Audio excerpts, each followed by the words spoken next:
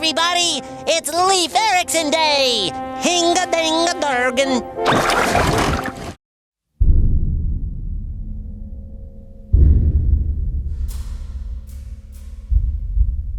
On today's podcast, we'll be discussing the most violent remake of The Lion King ever committed to film. A movie that does more to not show its protagonist's penis than the Austin Powers trilogy. Hi, this is the Bomb Squad Podcast, episode number 68 plus 1. I'm Austin Zwiebelman. I'm going to be leading this bloodbath, and today with me, I have an assortment of movie geeks. I'm Tanner Richard Kraft. I'm Tim M. Sullivan.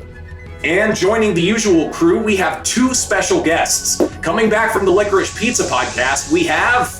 I'm Sydney Volpe. And then, for the first time ever, we have Tanner's co-host from his days of doing college radio.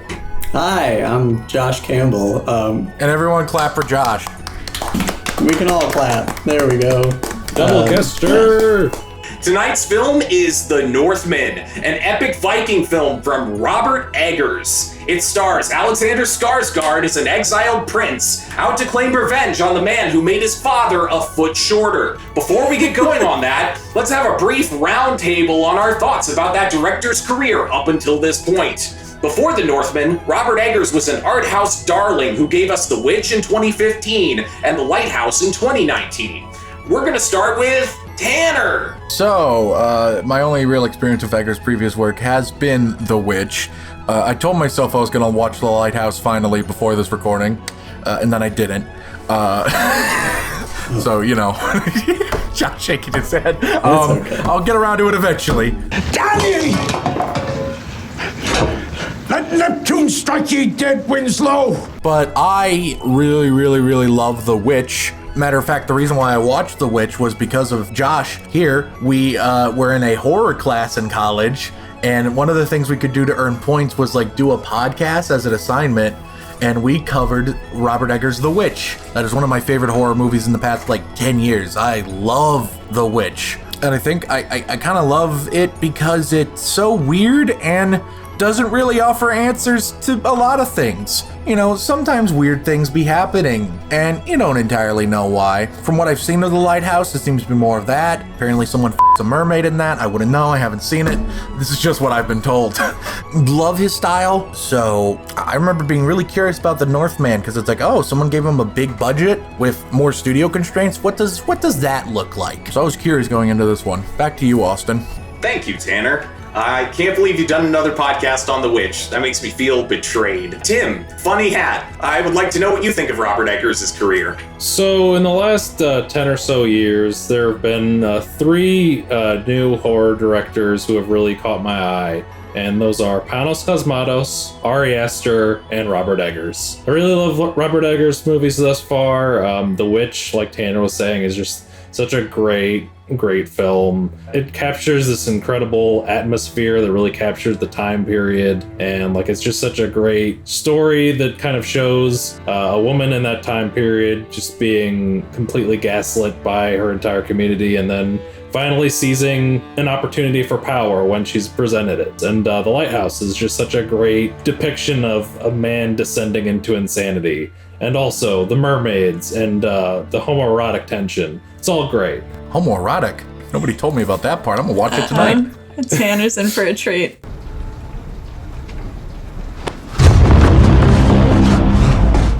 Overall, really love his style, and when I heard that he was making a new movie, I was like, I gotta watch it. And so I watched it. What did I think about it? Find out later. Back to you, Austin. Thank you, Tim. All right, now it's time for Sydney. What do you know of Robert Eggers? I'm a huge fan of Robert Eggers, and he's from New England, and I am too, which is really cool. But I agree with everything that they just said. I really love The Witch, but I personally love The Lighthouse more. The Lighthouse is something that I consider like a film milestone for myself.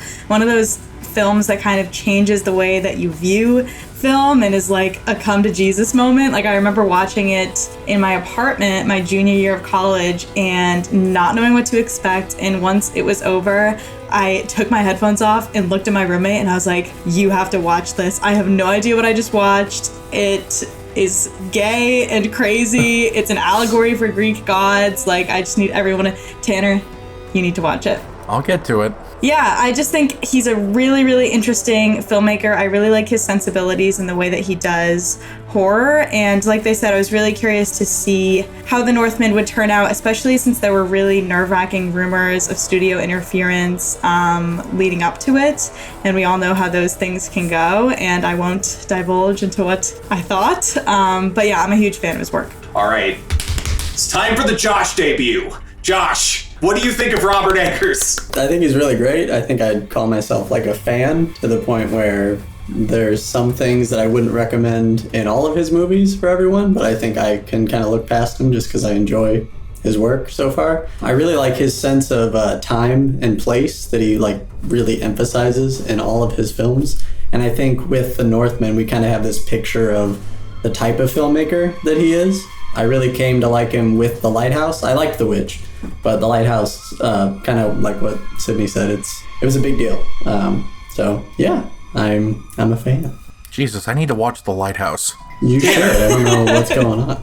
I don't know. I had to watch Venom for the 7th time. That's a good one. I like Venom. So, Robert Eggers to me is sort of the contemporary king of making films in barren landscapes. Like, if he wasn't such a dedicated student of history and period pieces, I would suspect that his next film might sort of take place in a small cabin on the moon. Nosferatu's gonna rule. Moon 2, baby. Duncan Jones can't even get it Finally! footing in court. So, you know Adam Sandler's later career, right? Like movies like Grown Ups and Jack and Jill. Films where it's pretty transparent that the cast just wanted to like go on a vacation to some tropical place and then get paid for hanging out. Robert Eggers is the anti-Sandler. Robert Eggers always does some absurd amount of research so that he can build a barn that looks the way a barn would look 300 years ago. And then he films a bunch of people being miserable in the cold. One thing I really loved about the first Eggers features is how they brought something new to the horror genre. Thanks to like the fantastic cinematography by his right hand amigo Jaron and totally immersive production design, you really feel like you're stuck somewhere remote while shit is hitting the fan. And although I didn't get to see The Witch in theaters, I did get to see The Lighthouse. And hoo boy, let me tell you, when Robert Pattinson's screams started getting distorted at the end, I really felt tense. And after a lifetime of watching the craziest horror films I could get my hands on, that's a rare thing for me. Eggers seems to be a very intelligent craftsman who's hell-bent on like playing movie director on very hard mode. Like he shoots on film, he does a lot of stuff in camera, uses long takes with creative camera moves, but then in 2019, a studio decided to give Robert Eggers $65 million to make a Viking movie. The movie went somewhere between $5 and $25 million over budget. He wasn't able to maintain final cut. That's how expensive this movie was. The film was released to rave reviews, but it grossed an underwhelming-ish $64 million at the box office. I'm afraid to say that this might not become a franchise. Let's get to today's main discussion. What do you all think of The Northman? I'm going to start off with Tim. So I'll start with my Letterboxd review, which is simply a link to the Shadow the Hedgehog fan dub clip of Sonic going, Before you embark on a journey of revenge, dig 2 graves. What a stupid f***ing quote. I'm killing way more than 2 people, idiot. starting with you. And I think that pretty well encapsulates the movie as a whole. But yeah, overall, I enjoyed the movie. I don't know if I would say it might be my least favorite Eggers, honestly. Just because I really love The Witch and really love The Lighthouse. I do really enjoy this one. I think it has a little bit of pacing issues, more so than his previous 2 films. And that kind of hurt it for me. But I did really enjoy the film. I thought that there were some great performances. And really it just spoke to something very primal. And I just enjoy stuff like that where it's just sometimes, you know.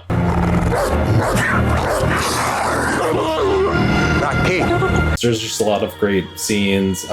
One scene that I really enjoyed in particular was just like that scene where he's becoming a man and like they're doing the whole ritual thing. There's so much just like symbolic imagery and again, just like that primal, like they're becoming wolves. And it's just such a weird, incredible thing to witness. And then there's a shot I really enjoyed, and it's like that first shot where they're on the rowboat and it's just this long drone shot that's like following the rowboat and panning around. And I thought that was really cool. Also, just like that final battle is incredible. Just the backdrop of the volcano, the low-key lighting from the lava. It's just such a great, well-crafted scene. It just really ups the tension, ups the darkness of the atmosphere of it. It's just a lot to enjoy about it. Overall, just a real good movie.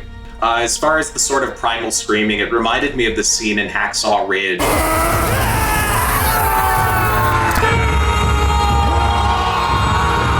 Love the screaming in this movie. Josh, what do you think of The Northman from what you can remember? So yeah, it has been a couple weeks, but I'm still pretty firm on how I think about it. I think it's a little bloated. Like with a lot of Eggers movies, it seems like he read some history books, read about like a ritual or like a myth or something, and wanted to like capture those scenes. And I think it's a little bit more seamless in like The Lighthouse or The Witch of how he gets to those like moments that he wants to capture. And in The Northman, it just seemed like there's a lot of traveling, there's a lot of like extra things happening.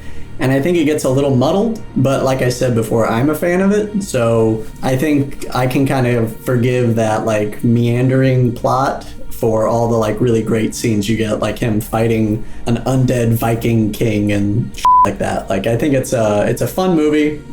It kind of walks the line between art house and action adventure, and I think it does a pretty good job. I like when he kills the undead, sort of the Mount Dweller, and he decapitates it and then throws its head between its ass. Because apparently in olden times, that's how you make sure something stays dead. That scene was great because it just felt like such a like boss fight scene. It was so cool. So that was how they stayed dead? You put the head in the ass? This explains so much about the Will Smith movie Hancock. If you don't move, your head is going up his ass. So.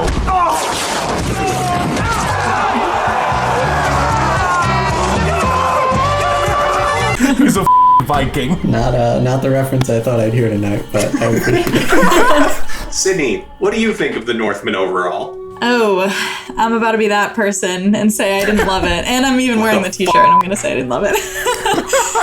No, there's so much that I like about the movie. And it was one of those things where I was so hyped up for it and I was like straining to like really love it while I was watching, but I couldn't really deny the way that I felt. And as Josh just said that it kind of walked the line between art house and action adventure, I think that for me, that was where the problems came in.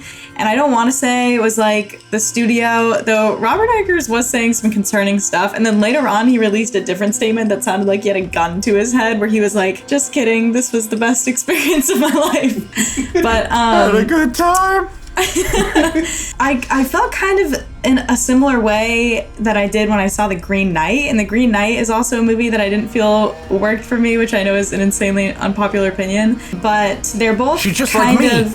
Do you not like The Green Knight either? I thought it was incredibly okay. 1 second. It was really funny that Tanner didn't like The Green Knight because he was praising Space Jam 2 the week prior.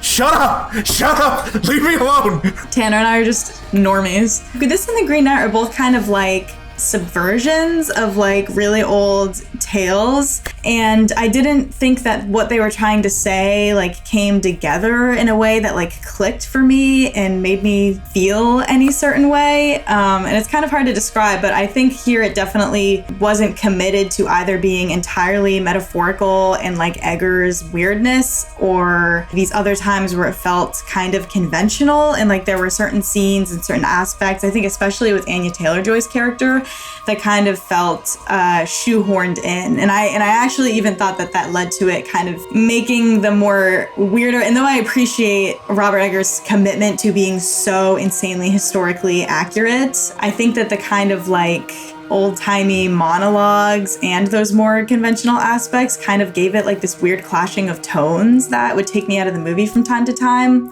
Yeah, I don't know. It's one of those things where I like every individual component, but as a whole it just didn't like evoke anything from me, and so I was a little bit disappointed by it. And it was, someone else said this before, but it's definitely my least favorite Eggers thus far. You say Anya Taylor-Joy's name the way that Robert Eggers does. You say Anya. I think it's Anya. Attention. If you or a loved one have been saying Anya Taylor-Joy, you may be entitled to financial compensation. Tanner, you like this film, right? I'm seeing a lot of Northman hate on this podcast. Tanner, you love the Northman, right? Sydney says she's lukewarm on it, and Austin immediately turns into SJWs are ruining cinema. The haters ruining my Viking cinema. Why can't men be men anymore? I like the part where they fart. And the Oscar goes to The Northman.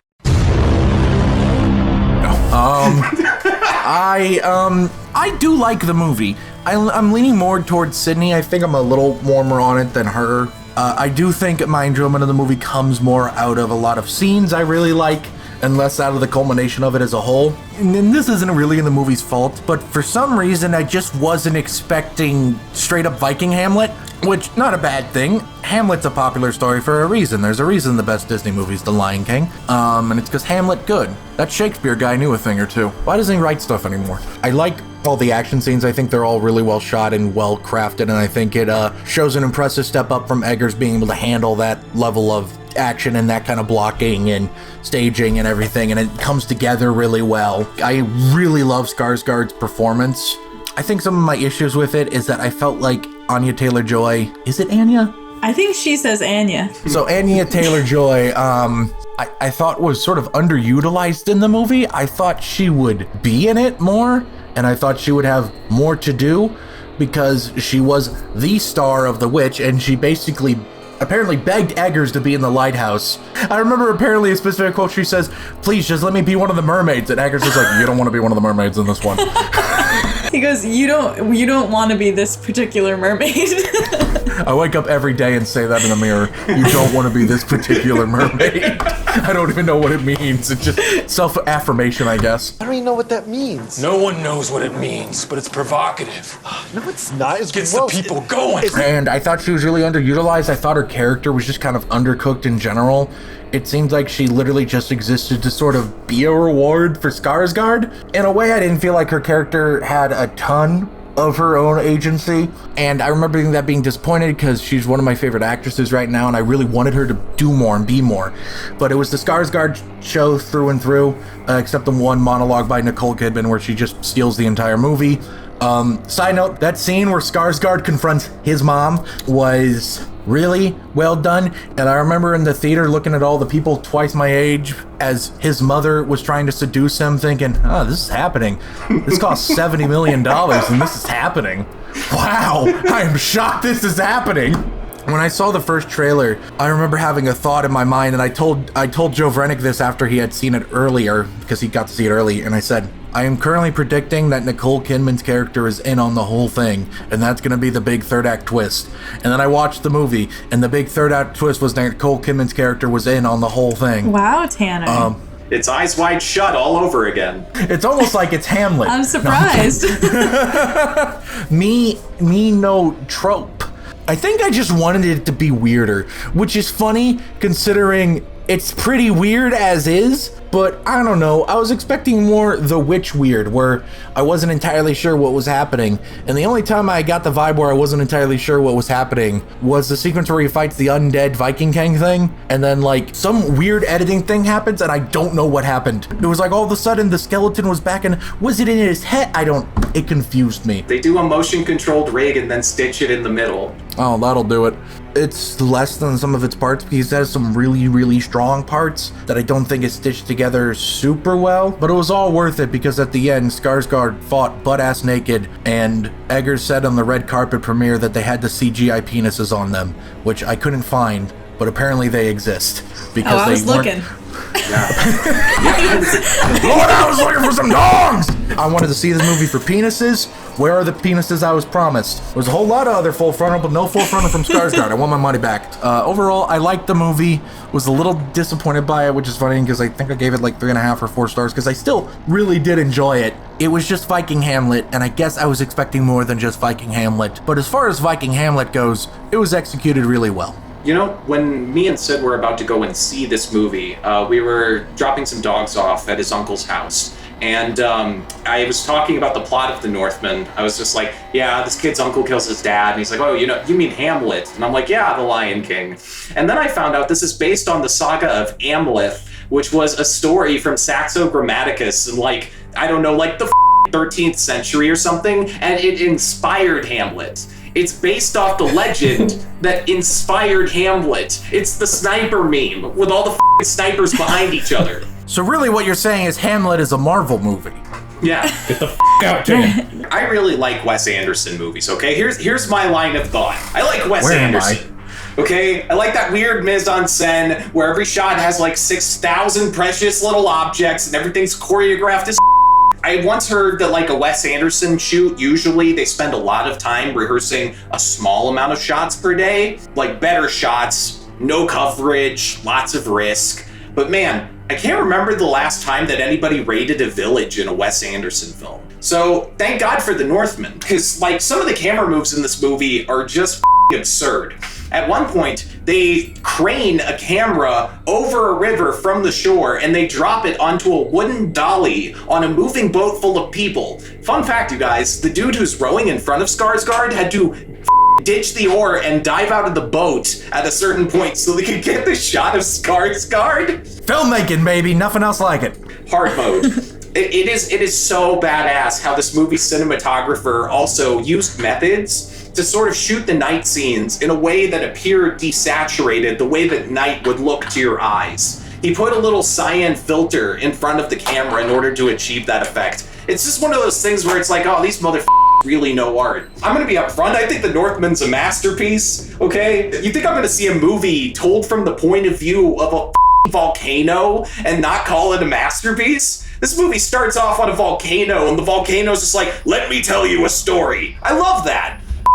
This movie's like The Revenant if The Revenant was only the good parts of The Revenant. And some of the kills in this movie are absolutely legendary. There's a man who trips such monstrous balls that he stabs himself to death. This movie has the best corpse defiling since the house that Jack built. That thing on the side of the barn blew me away. It's like the go-to-market strategy was to have Eggers take all this weird horror background stuff and trade the usual creepiness for unflinching brutality. Massive props to everybody involved for like pulling off this monumental feat of filmmaking. In my opinion, it's like the definitive Viking movie. And they did such a great job with every aspect of the production that I truly feel sorry for anyone who tries to top this film. Not that we need more Viking films in this year of our Lord 2022. I wouldn't trust those to just anybody. Incoming transmission. Hey everyone, Vrenick here. So I was out vacationing in Iceland and I forgot about a thing called time zones, so I wasn't able to be a part of the live recording this time. I'm here now, and I'm just gonna give you a brief rundown on my quick thoughts on The Northman. So this was a movie I had like some slight reservations for, but was ultimately kind of excited for. I'm a big fan of Robert Eggers, and also this was the first movie that Bjork was going to be in after like 20 years of not being in movies, so it didn't seem like the kind of movie I would entirely be interested in, but I had enough faith in the director to at least give it a chance. My overall thoughts on the movie since I've seen it, I went to an early screening of it, and I saw it again somewhat recently, and I can safely say it's fine. It's a slight disappointment from my end, because I think part of it is because I just expected a certain, like, authenticity from, like, a historical perspective, because Robert Eggers is very well known for, like, historical accuracy in terms of both costuming and dialogue. The Witch, for example, like, everyone talks accurate to the period that they're in. Same with The Lighthouse. If I had a steak, I would it. This one, not so much, but that was also kind of a studio mandate thing from what I gathered. I couldn't exactly get that invested in the story. Like, it's a fine enough story and there's like enough motivation to like get behind it, but overall it just wasn't as engaging as I kind of hoped it would be. But I mean, it's told well. It's got decent structure, tad slow at times, but it knows how to pace itself for the most part. I thought all the performances were fairly solid. Not enough Bjork. There needed to be more Bjork in this movie, but like the 3 minutes that we got were perfect. I think Anya Taylor-Joy, as she's done for like God knows however many movies and shows she's been in, like since The Witch, steals the show here. I think she was pretty good. Alexander Skarsgård's pretty solid as the lead. The look of the movie is also really good. That at least was not a disappointment there. Overall, solid movie. I'm just gonna wrap it up there. Wish I could have been on the podcast. Have fun. Goodbye. Is there anything burning on the edge of anyone's mind that they just want to discuss in a room of 5 people about this movie? Yeah, the best Viking movie is actually 1988's The Incredible Hulk Returns, when the Incredible Hulk, plays by Vrenick, gets in a fight with Thor. That is actually the best Viking movie. Were anybody else's theaters volatile at the part where the mom tells the son everything? Did anyone else have an experience with that? Everyone was freaking out. It was uncomfortable. When the making out started happening, it was some vocal. Ugh. Where were you? And Alex Skarsgård kissed his mom. I can't say anything for certain, but I swear to God, during my screening, I thought I overheard someone say "nice." Boy. I wouldn't be surprised. Good for her. I think they played husband and wife in a 2017 film called Big Little Lies. Oh my God, you're right. It's a TV show, really, really good, and it's so much more like up because he is like an abuser, and yeah, now it's like she's getting her revenge. Didn't even think about that weird flip.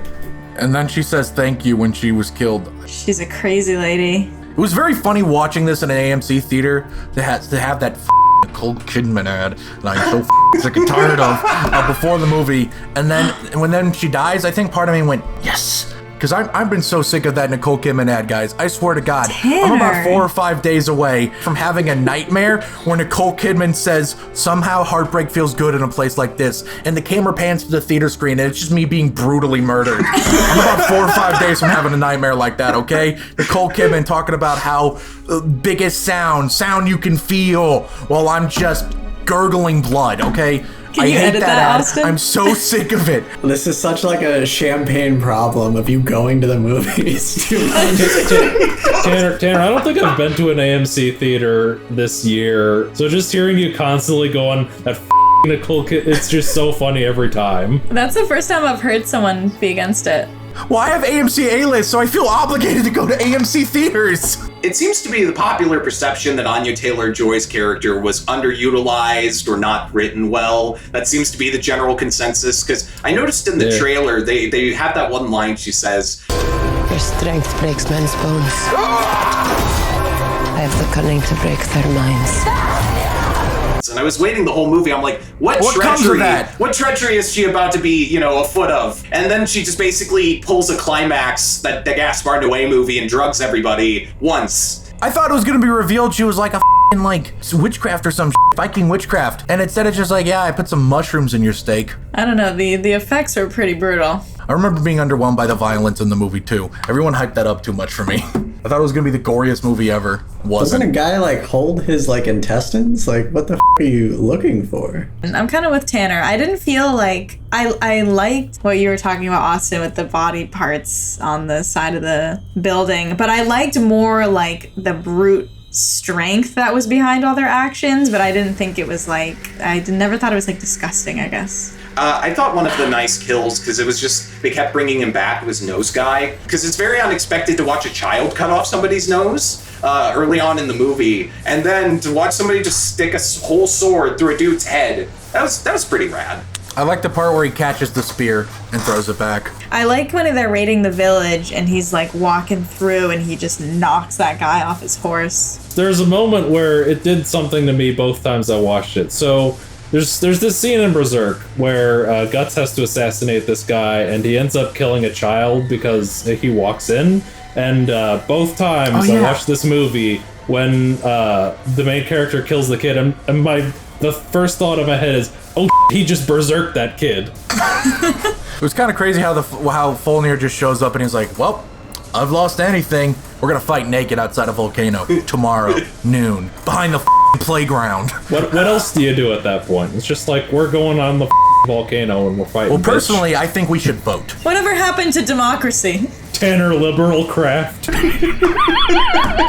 What a very topical joke. He finds his dead son, and instead of Nicole Kidman admitting that it was her other son, she's just like, Volnir, we must vote. Vote harder. Vote for the Democrats harder, Volnir. If you're in line, stay in line. Stay in line, Volnir. Stay in line. And did you guys think about how reliable like Skarsgård was as like the center of the narrative? Because one thing that I kept thinking about was he doesn't seem very stable, and he seems very fixated on like these like myths and these beliefs and this like destiny that he has, to the point where it's almost like he's viewing the world through this like lens. You cannot kill me. Even if you were to strike me with your sword, it is not my time. I will die in battle. Shut the fuck up! Like when we got to the end and he gets up after like having his f***ed, you know, like both tendons cut, like can't move, and then just miraculously stands up and kills this guy who he spent like the majority of his life like just like wanting to get revenge on. I didn't think it was real. Like, I know the film doesn't like show anything of like flipping it, but I just had the impression that this was like a delusion. Like, he was so fixated on this like vengeance that he couldn't even conceive of the fact that, oh, I'm gonna die here. Like, this is the end. And so that last scene of him killing him and then going into like Valhalla is a complete delusion. He's like, you know, losing blood, passing away, and it's just not true. You just reminded me of the fact that Alexander Skarsgård character finds out he's going to be a father and then just immediately jumps off a boat and just swims away from his responsibilities. She's gonna die. She's totally Dude's rock. Dude's rock. I'm gonna have twins. Sam. It's worse because he was like, oh, okay, like we're gonna be cool, we're gonna be happy, and then she thinks it's all good, and then he dips. He's like, I'm having a vision right now that I'm gonna be a father, and one of my children is gonna be a leader of some kingdom. So it's gotta go Volnir. Yeah, maybe it is all in his head, that because he's so singularly focused on that. Well, what's interesting about that is especially the fact that he gets like taken to Valhalla at the end, because I interpreted it as the entire thing is kind of like a deconstruction of the revenge trope. Like, it's kind of trying to say at the end that revenge is actually like a hollow act, and that he was part of this cycle of masculinity and thinking that that's like all you have, and that's why he left Anya Taylor-Joy. Like, he chose that instead of choosing a life where they could have just like minded their own business and been safe or whatever. And so of him going to Valhalla seems like an oddly like happy ending, when it was kind of trying to say that he was actually like, he kind of was like a terrible person and he made selfish decisions. Oh, I just realized why Nicole Kidman says thank you. You only go to Valhalla if you die in battle. Yeah. That technically qualifies. The superstition of Vikings sort of permeates the entire movie. And also the whole thing about how the ending might be fake reminds me of sort of Taxi Driver, where you've got this character who makes terrible decisions and is out for the wrong reasons. And the film has this sort of dreamlike happy ending. And you're just like, that can't be real. No one would make that. Who would make that movie? I love licorice pizza. Just the Joker scene. One small thing. Yeah. When you bring me out, can you introduce me as the Northman? There's this one party scene where everyone's dancing and he's like leaned up against a tree, and it reminded me of that old meme of the guy at the party where he's just like, they don't even know I'm a Northman. They don't even know I'm the Northman right now. Who wants to hear some trivia about this weird ass movie?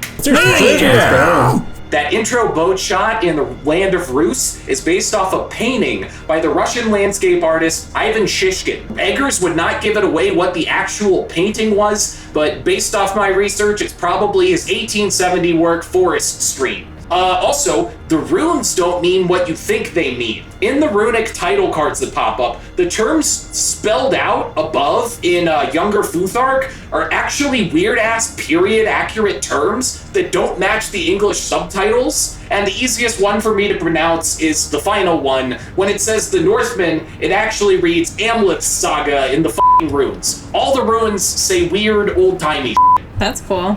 Filming was supposed to start in March of 2020, but it got delayed because of the plague. Fortunately, the sets were already built and a lot of the actors were already sort of on site and nearby, so it turned out to be a good thing because then the sets had time to get weathered and the Vikings had time to grow their beards longer. The shot of the Slavic town looking terribly inconvenienced took 25 takes to get. This is Bjork's first role in a feature film since her husband's movie, Drawing Restraint 9, back in 2005, which is probably the largest watchability jump between films for an actor in all of history. Drawing Restraint 9 is a massive piece of shit. I don't know, what did Adam Sandler do right before Uncut Gems? The Wrong Missy? Wait, no, that's after. What? What the hell are you talking? Is that a movie? The Last Is that Minute? real? Yeah. I wish it wasn't real, but it's real. The location where they filmed the sports ball game was so remote that they actually had to fly all the actors there via helicopter. And the studio was really stressed out about them not getting enough shots there, considering everybody had to be helicoptered to and fro. And so they made a deal that they would shoot that day on a Steadicam, which Robert Eggers usually doesn't like because it makes the cameraman feel too present. But they compromised because the studio was like, helicopters aren't cheap. That's where he broke the budget. By $25 million. That was a good scene, though.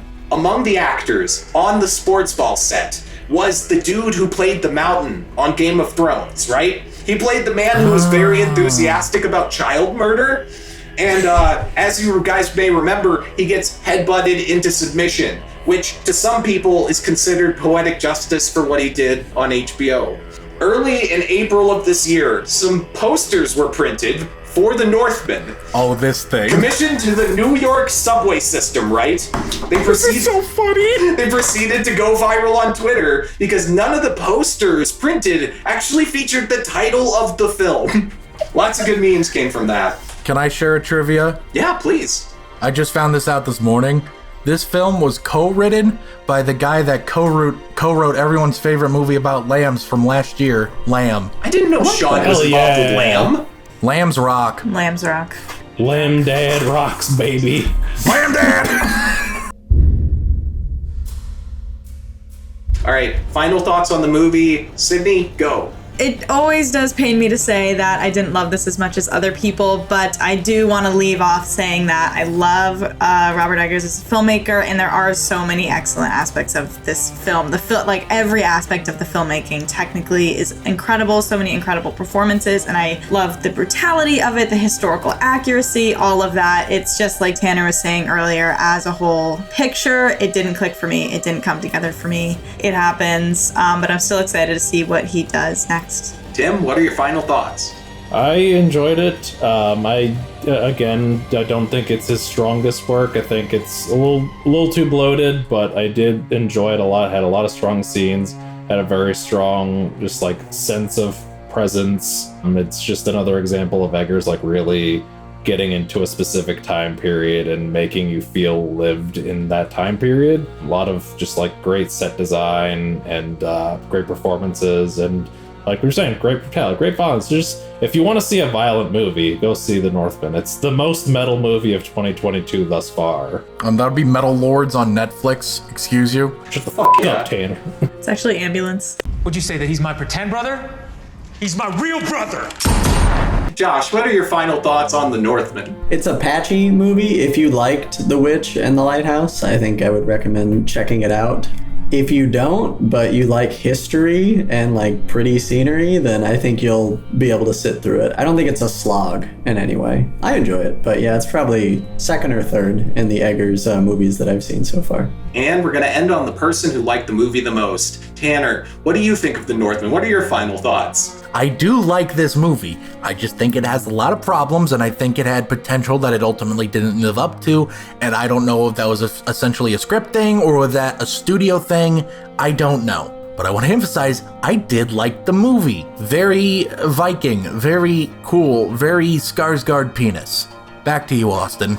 I think that The Northman might have the sort of highest, like, studio budget to creative freedom ratio since Martin Scorsese's The Irishman. To me, it's absolutely breathtaking, and I think it's a creative masterpiece. And you know what else is a creative masterpiece? You, the viewer! Thank you for tuning in and listening to us discuss this film. Time for the plugs from our guests. Josh, you have anything to plug? I'm an accountant, and I'm trying to get my CPA, so if you want to give me money, I guess. I don't have anything you could do that with, but... Can you account for my money? Just you, Tanner. Just you. Sydney, anything that you want to plug? Yeah, same as last time. I talk about movies on pretty much all social media platforms. I have a YouTube review up for The Northman if anyone wants to hear more of my thoughts. I'm on TikTok now because I'm a Gen Zer. Yeah! Yeah. Tanner, that's right, we're the same age. No, I'm older than you, remember? Okay, a little. Listen, if it makes you feel any better, my girlfriend is 30 almost, and she uses TikTok. Then it's not because I'm a Gen Zer. I'm just on TikTok. Yeah. You should follow me. Corporations are on TikTok. It would have been more shocking if you said, I'm on 4chan. That would have been something. Call me on MySpace. A review of The Northman on /TV. It might be archived. Here's an archive board link. I'm on GameFAQs.com. I'm on Friendster. I miss when Drops of Jupiter was on the radio. I miss Fruitopia. What a time. Young people. Drops of Jupiter. The good old days. If you're listening to this on any of the audio platforms, rate us 5 stars and recommend this podcast to your coworkers. If you're watching us on Spotify video, I hope you enjoyed all the blood and guts I'm probably going to censor on YouTube. And if you are watching this on YouTube, thanks for supporting our dreams. But if you want to support our revenge, go on down to Patreon. If you pay for the highest tier, we'll immortalize your name in the end credits videos like these. Comment below and let us know. Did you like The Northman? Do you like Robert Eggers? Do you wish this movie had more male nudity? And while you're down there, remember to press like, and then subscribe, and then hit the bell icon so you can know when we do videos again. Tune in next week when we talk about Top Gun Maverick, Airplane. Hell yeah. People are saying it might be one of the best blockbusters since Mad Max Fury Road. Tune in next week to find out. This has been the Bomb Squad Podcast, episode 68 plus 1. Now, live always without fear, for your fate is set, and you cannot escape it. Fare thee well.